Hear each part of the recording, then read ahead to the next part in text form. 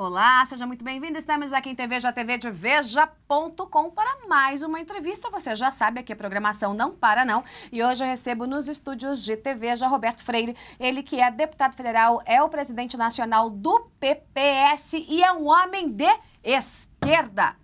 Tudo bem, deputado? Tudo bem. O que eu queria saber é o seguinte, o senhor não fica constrangido, não, depois do que o PT fez com a esquerda brasileira, de dizer, opa, eu sou um homem de esquerda? Por que eu estou dizendo isso? Aqui tem a biografia do Roberto Freire, né, que ele acabou de trazer para mim, muito obrigada, e está escrito aqui, esquerda sem dogma. E eu fiz essa pergunta ao deputado, eu falei, como é que alguém consegue se dizer de esquerda depois de mais de 12 anos de PT? Ai, ai, ai, hein, deputado? Olha, não é muito estranho não, viu? Vou lembrar, por exemplo, que nós do Partido Comunista Brasileiro sofríamos muito mais do que sofremos hoje. E era uma repressão forte, vivíamos na clandestinidade, na ilegalidade. Portanto, não é nada estranho para nós sofrermos agora como estamos sofrendo os reflexos do que o PT está deixando. Né? O que é grave agora é que naquela oportunidade a gente imaginava que ia construir um mundo melhor. Com todos os nossos erros, e depois descobrimos que erramos e muito, mas a gente tinha todo um movimento mundial, numa visão humanista, de que iríamos mudar o mundo. O que agora nós estamos vendo é que alguém que assumiu o poder como sendo de esquerda e está governando desastrosamente. Mudando o Brasil para pior, né? E da pior hipótese. Não é apenas pela incompetência, não são os erros do ponto de vista da economia, do político, não. É perda de valores, né? Valores que são fundamentais em quem pensa uma sociedade mais civilizada, mais avançada. Nós estamos vendo o desastre da imoralidade, da falta de ética, da perda de valores, e isso é que tem enxovalhado em muito a esquerda, com o processo de corrupção, que infelizmente os tempos de Lula são pródigos. Não é? Então, é nesse sentido que a gente está vendo, por exemplo, no Brasil, crescendo esse sentimento anti-esquerda. Anti-esquerda. As pessoas têm vergonha até dentro do PT. E aí eu quero dizer a você que isso até, eu diria que é um desafio. Desafio de que quem é uma esquerda e que pretende se decente e ainda comprometida com ideais humanistas, de lutar para que superemos essa fase. É uma fase difícil, mas acredito que até dentro a esquerda, deputado? É possível resgatar essa esquerda depois do PT? É possível, claro, porque você pode até momentaneamente ter um crescimento de um pensamento de direita, mas a sociedade vai viver um pouco pendularmente, não vamos imaginar que vai passar sempre tudo. Eu lembro, por exemplo, e vivi isso, um período da ditadura militar, quando a direita também sofreu, e sofreu muito mesmo a direita democrática por conta de uma direita fascistoide que torturava, que reprimia, que censurava. Então a direita como um todo sofreu. Há muito tempo você teve uma direita que até hoje, no Brasil, só agora as pessoas admitem que são de direita. É verdade, as pessoas tinham vergonha, agora se inverteu, as pessoas têm vergonha de dizer que são de esquerda. Eu não quero ter vergonha de ser de esquerda. Eu tenho que ter a coragem de dizer que o PT, no governo, não está representando o que a esquerda é. Ao contrário, eles só fizeram enxovalhar com o que a esquerda tem de apresentar, de ter uma visão progressista da humanidade, uma visão humanista, valores. Mesmo que na sua experiência histórica tenha cometido erros, e nós somos os primeiros a reconhecer, até pela revisão que nós fizemos na nossa própria história. O próprio PPS, agora, na campanha passada, acabou apoiando no segundo turno Aécio Neves, né? A gente viu aí, inclusive, uma mudança na postura do partido durante o passar dos anos, né? Depois do primeiro governo Lula, segundo governo Lula, primeiro governo Dilma, segundo governo Dilma, uma postura que foi mudando do partido dentro da Câmara dos Deputados, dentro do Senado, é uma postura mais firme, e agora o PPS é declaradamente um partido de oposição. Nós somos de oposição desde 2004. 2 anos do governo Lula, nós nos afastamos e interessante. Mas hoje vocês têm outro tom, deputado, aí que eu queria chegar. A época do governo Lula era uma oposição, como eu digo dos tucanos, mais em cima do muro. Hoje o PPS faz uma oposição mais firme do que o próprio PSDB. Olha, não. É que não era a oposição que nós fazíamos. era a realidade que não nos ouvia. Né? Faltava eco. O que isso quer dizer? Nós vivíamos um momento de euforia. Parecia que o Brasil tinha chegado no nirvana. O governo Lula era um governo da euforia, por uma escolha populista que ele fez, exacerbação consumista e um grande momento que a economia internacional viveu e que beneficiou o Brasil. Né? Passamos a ter uma pauta de exportação, por exemplo, do Brasil colônia. Insumos básicos, matérias-primas. Então, o Brasil começou a ter um crescimento importante nessas exportações e facilitando internamente uma política populista. As famílias consumindo como nunca consumiram na história brasileira. Isso gerou um clima de euforia que quem criticasse nem ouvido era. Isso é muito normal. Não é que nós fizéssemos uma oposição menor ou menos dura do que agora. Ao contrário.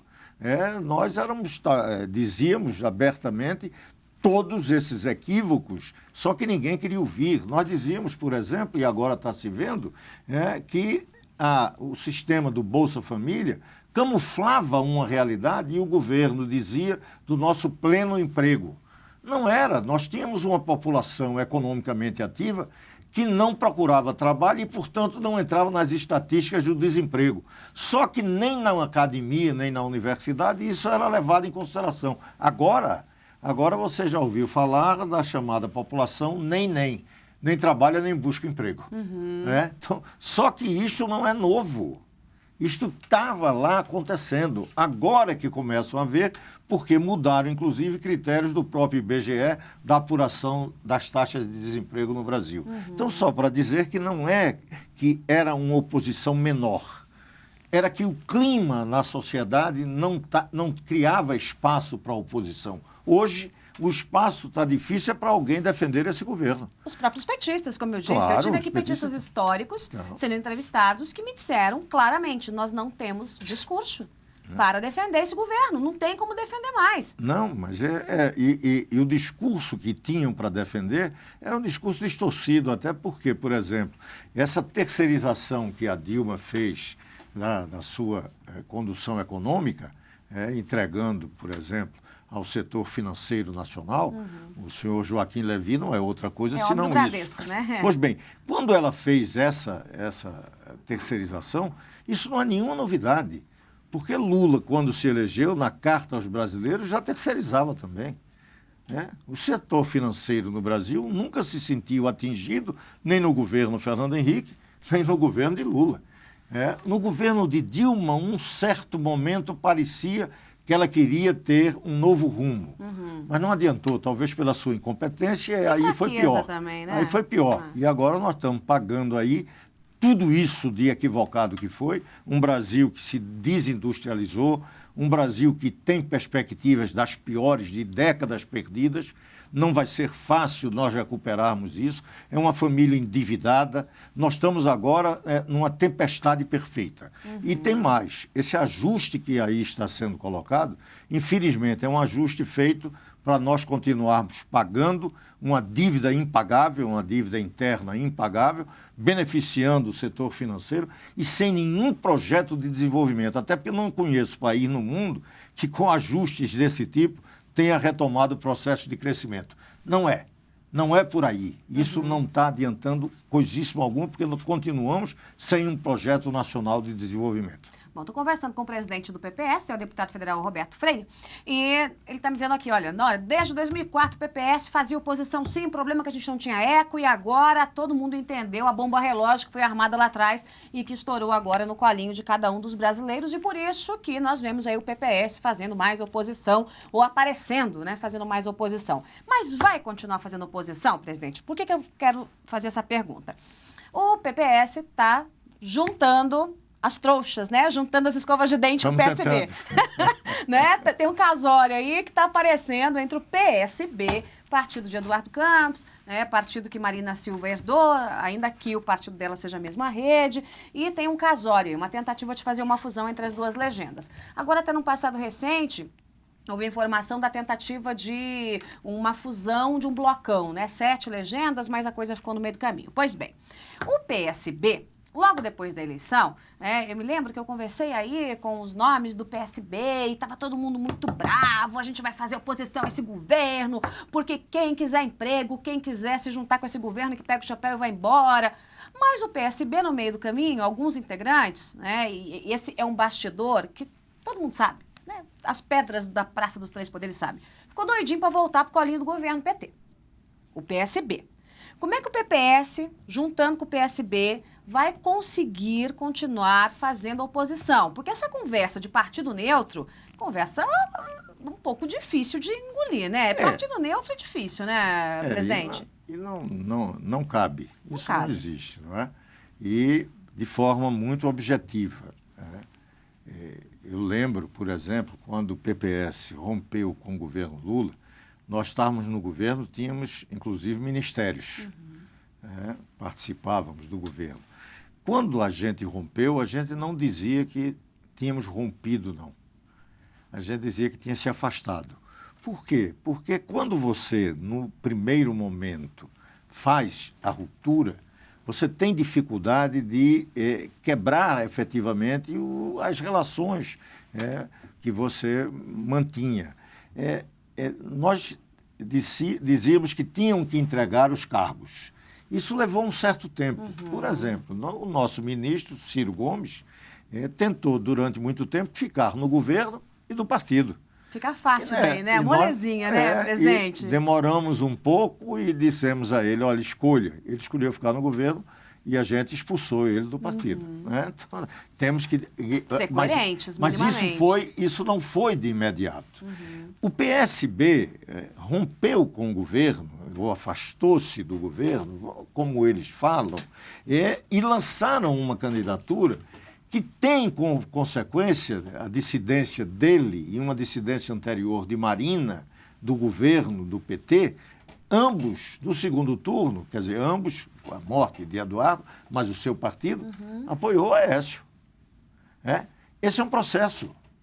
Agora, o PSB tem no DNA ficar colado com o PT nesse passado recente. Não tem. Até porque eu costumo dizer que a história do PSB conosco, inclusive desde o PCB, é muito maior do que a história dele no governo Lula. Porque a nossa é uma história que vem desde a redemocratização de 1946. PCB, PPS, ou PCB, no caso, a origem do PPS, formaram junto, Frente do Recife, trabalharam em conjunto, inclusive foram golpeados em 64, fundaram o MDB em conjunto, trabalharam na luta contra o regime conjuntamente. Mas tem uma diferença, deputado. O PT ainda tem o governo. E isso conta e conta muito. E é por isso que parte do PSB acabou se arrependendo, né, de fazer essa separação aí com a turma do governo. Mas deixa eu dizer a você, esse governo não atrai mais ninguém. O fato que nós estamos vivendo no Brasil não é mais de adesão ao governo. E olha que nós temos uma sociedade muito adesista, né? Aqui é ao contrário do anarquista espanhol, que diz, se há governo, sou contra. Aqui no Brasil, se há governo, eu sou a favor. Sou a favor, então, de todo. Mas há momentos em que o governo não é atrativo. Eu diria a você que este é um momento que nós estamos vivendo que o governo não atrai. Posso demonstrar o número de dissidentes do governo que começam a marchar para a oposição. Vou dar um exemplo, inclusive, para o PSB ter bem a compreensão do seu papel nesse momento. Ele não vai fazer a oposição que o PPS faz, mas ele tem que ter a clareza de que precisa ser oposição até para ser alternativa ao que o PT fez no campo da esquerda. Nós, como partidos de uma esquerda democrática, temos que afirmar a nossa independência e oposição para poder ser, por exemplo, o escoadouro dessas dissidências. Vou dar um exemplo de uma importante, Marta Suplicy. Como é que alguém pode imaginar que ela vai para o PSB e o PSB ficar pensando que pode ser linha auxiliar do governo? O que é que Marta fez? Isso é até uma desonestidade, porque ela sai de um partido e vem em um partido e vai ser linha auxiliar do governo, isso evidentemente que não tem uma consequência Mas política. o partido não vai tomar uma decisão por conta de Marta Suplicy. Sim, mas não é Marta, não é Marta. Eu estou falando de Marta, eu não falei que era só Marta. Eu estou dizendo que a dissidência e o pensamento, você aqui me falou que alguns petistas falam isso. Quantos milhares de petistas ou ex-petistas não tiveram a oportunidade de falar com você? E não são daqueles que ficarão no governo. Talvez marchem para a oposição. O senhor acha, então, que não dá para refazer esse casório? Não dá, claro. O PSB se mantém na oposição e essa fusão, ao que tudo indica, sai. E o PMN, que decidiu sair do barco, desistir? Mas o PMN a gente já tentou lá atrás e não conseguiu. É um partido que quer conviver com Flertar a sua... com todo mundo. Não, e pequeno. Qual é o nosso problema? É que eu não estou na política para ter uma legenda. E principalmente para dizer que é minha. Né? Nós entramos na política num momento, inclusive, que era arriscado. Eu só militei em um único partido, Partido Comunista Brasileiro, em toda a sua trajetória. Num determinado momento mudamos para a PPS.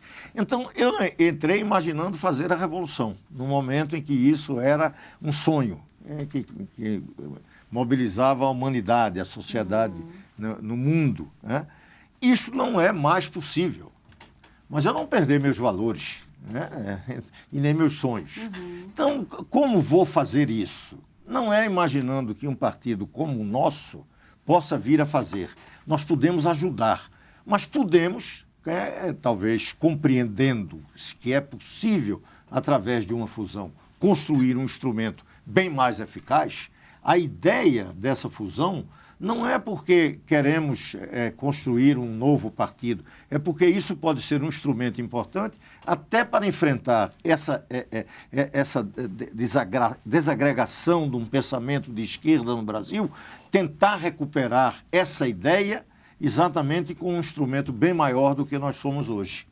Agora, de uma forma pragmática. E com isso, pragmaticamente, influenciar concreto na política brasileira. Que nós temos... Ou eleger uma bancada maior, porque o PPS não consegue eleger uma bancada de relevância grande. Claro. Juntando com o PSB, essa é uma estratégia para fazer com que vocês tenham mais cadeiras no Congresso? E mais, por exemplo, não só no Congresso. E comecemos a imaginar governos. A chamada terceira via, com capacidade de se transformar na primeira.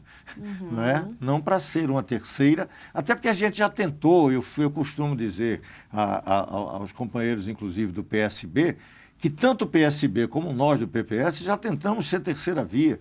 Nós lançamos candidato em 98, em 2002, o PSB também. Ou seja, a gente sempre tentou, nesse processo da política brasileira, ser uma alternativa ao PT e PSDB. É nada de estranho que a gente junte agora para ver se isso se concretiza. É uma ideia de que você passa a ser um protagonista e não coadjuvante, mesmo que seja um bom coadjuvante, que eu reconheço que o PPS tem sido na luta política oposicionista, mas é como um pequeno partido. Nós podemos até ser o partido mais oposicionista, mais firme nas suas lutas, mas é evidente que com pouca presença na sociedade, pelo nosso diminuto tamanho. Quando o senhor lê as notícias e nesses meses de um passado recente em que o Petrolão foi jogado, assim, na cara da nação brasileira, o maior esquema de corrupção da história moderna do mundo, não é do país não, gente, é do mundo, É coisa que mensalão é tribunal aí de pequenas causas, como bem disse aí o ministro Gilmar Mendes. Quer dizer, quando o senhor viu tudo aquilo e acompanhou tudo aquilo, conhecendo o governo como o senhor conhece, alguém que já foi do governo, foi para a oposição, que sentimento o senhor teve, presidente? Muita tristeza, porque em 2002 havia um clima de muita esperança no Brasil. Um partido que vinha com um certo cabedal de lutas e imaginava que iria ser uma coisa benéfica para o país. Eu acredito até que isso estava muito presente no próprio Fernando Henrique Cardoso, que na transmissão no cargo, demonstrava isso como uma coisa importante. Um operário chega à presidência da República, isso é um sinal importante da democracia brasileira, da sociedade. É a frustração total. E a gente fala de bilhões. Eu tenho feito uma conta direto aqui, deputado, que é assim, Quanto tempo é 1 bilhão de segundos? Porque eu quero que o nosso internauta entenda, né? O telespectador entenda. 1 bilhão de segundos são 32 anos e meio. Aí a gente fala em 6 bilhões... 6 bilhões, o que se diz que é um número fictício, porque Graça Foster já falava em 88 bi de corrupção. Eu tô querendo fazer a média. Que está lá por conta do balanço que fizeram. Então, assim, é uma coisa inimaginável. A gente não consegue imaginar o tamanho desse dinheiro. E você pense o seguinte, você está afirmando que o Petrolão é o maior escândalo do mundo. Está se discutindo que talvez o BNDES possa ser um escândalo maior. Não temos ainda o escândalo no setor elétrico brasileiro, a Eletrobras, que também se admite que esse mesmo esquema pode ter lá um eletrolão. Ou seja, nós estamos, infelizmente, num país em que a qualquer momento e todo dia você aponta o dedo e podridão explode. É incrível isso. E sejam das grandes e das pequenas. Então, nós estamos num momento, um tempo que precisa ser, não é passado a limpo, nós precisamos revolvê-lo. Nós precisamos construir algo de novo, refundar. Ainda bem que nós estamos aí, dentro de um processo democrático, fazendo isso em democracia. Até porque alguns setores que não são muito democráticos são tão irrelevantes e insignificantes que não cria problema. Nós vamos resolver isso na democracia, mas precisamos resolver. Vamos falar da Jandira Fegali. Não, querido. Vamos, deputado. Aqui não tem combinação de conversa, não. Não, mas eu não quero, sabe por quê? Ela pediu punição por quebra de decoro. Eu mostrei aqui a imagem quando aconteceu e até publicamente falei, olha, gente, essa conversa não é exatamente assim como está sendo contada, né? Vamos lá. Cada macaco no seu galho, tinha uma discussão ali, né? O que aconteceu? Olha, é uma coisa tão constrangedora. Porque eu tenho mais de 40 anos de atividade parlamentar e disse isso na hora. Olha, eu nunca briguei nem com homem, muito menos ia brigar com mulher ou agredir. Foi algo, não era nem incidente, uma discussão um pouco mais dura que estava tendo com o deputado. Foi até engraçado que ele estava de costas, né? Já estava discutindo com alguém de costas, né? E porque ele estava no microfone na minha frente, então tivemos... E quem conhece, gente, como é que funciona ali no parlamento, é assim mesmo. É assim que funciona, normal. É normal. Tem que ser. Bom, e no episódio, uma interferência dela e eu... Depois de uma certa insistência, baixei o braço dela e ela julgou que aquilo tinha sido. Uma agressão? Eu digo, olha, não foi agressão nenhuma. Agora, se você está interpretando que foi muito duro porque ela disse que foi com certa força, eu digo, eu peço desculpa, inclusive, pela força. Não foi nada disso, eu apenas retirei. Bom, imagino que isso vá terminar assim. Por quê? Porque não tem nenhum sentido imaginar que aquilo tem alguma coisa a ver com decoro, até pela com agressão. História que se tem aí, isso. E isso está havendo um certo sentimento no próprio Congresso de que isso não tem nenhum sentido ter continuidade. Por isso que eu tinha dito, não é que eu fuja de nenhum assunto. A deputada Jandira Fegali é meio barraqueira, e isso eu que estou dizendo, não é o deputado. Sou eu. Então, tudo bem. Eu posso. Não, é normal. Você já andou armando um barraco aí numa viagem para fora do Brasil, enfim, com a comissária de bordo, aquela coisa toda. É meio tradicional da parlamentar. Mas o que me chamou a atenção não foi nem a reclamação. Poderia ter reclamado, tinha o direito de, não põe a mão em mim. Pronto, poderia ter reclamado. Mas foi a questão de tentar movimentar mulheres na hora para aquela luta de sexo, sexismo, né? Machismo, feminismo. Isso, assim, me soou um pouco de aproveitamento do momento. E a própria presidente Dilma tuitou mais tarde. Mas olha, eu posso dizer a você que não houve nenhuma grande repercussão.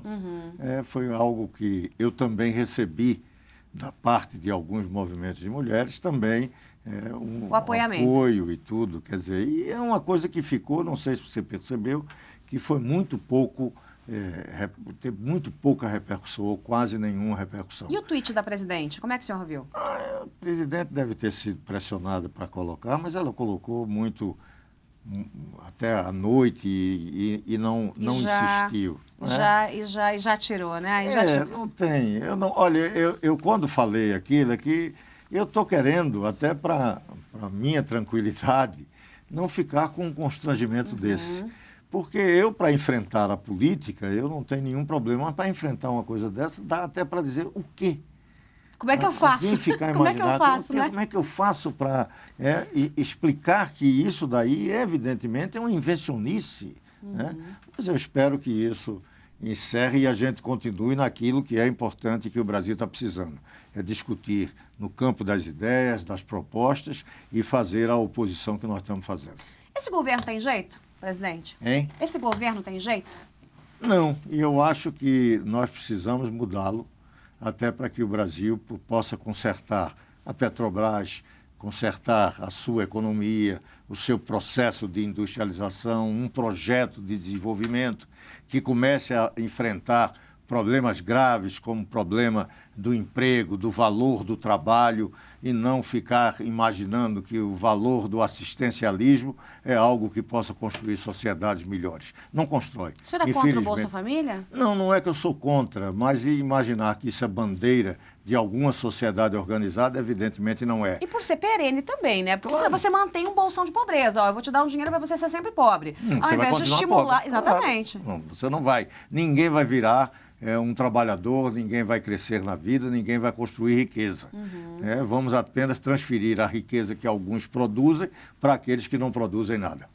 Que sonho ainda tem Roberto Freire, um homem que já disputou a presidência da República, militou aí, como o senhor disse, né, no PCB, no PCB, militou no PCB, depois foi para o PPS, agora estão tentando aí essa fusão, já defendeu o governo, agora está na oposição e tem uma longa trajetória aí na política de esquerda brasileira, né? Olha, coragem do senhor, hein? Sou de esquerda, mesmo com tudo que o PT tem feito. Que sonho ainda tem? Que Brasil o senhor quer ver? O que quer Roberto Freire ainda? Olha, eu tenho 8 netos. Eu não posso ficar imaginando que já fiz o que tinha que fazer. Enquanto eu estiver aqui, vou continuar fazendo, até porque eu sempre imaginei que podia viver num país bem melhor do que o que eu vivia na época. E continuo com este mesmo sonho. E acho que a gente avançou. Eu já tenho tantos anos, apesar de todos esses problemas que nós estamos vendo, eu acho que o Brasil avançou. É uma sociedade melhor do que era na época que eu era jovem. Então, mesmo como já um idoso, né, inclusive me beneficiando de uma lei que, quando eu votei, eu não sabia que ia me beneficiar dela. Né? A lei dos idosos. Mas, então, mesmo com essa idade, eu não perdi ainda essa minha expectativa de que a gente tem que continuar lutando para ver se vive num país melhor. E isso eu penso não porque eu vá viver isso, mas posso dizer que estou trabalhando para que meus netos vivam. Muito obrigada pela companhia de todos. Deputado, um prazer recebê-lo. Muito obrigada pela visita e até a próxima, que seja breve. Muito obrigado. Eu que agradeço, viu? E se puder ser breve, é você que diz, ó. Pode deixar. Aqui em TVja, tvdeveja.com, você já sabe, a gente tem lado seu e a programação não para, não. Então, já já a gente se vê. Tchau.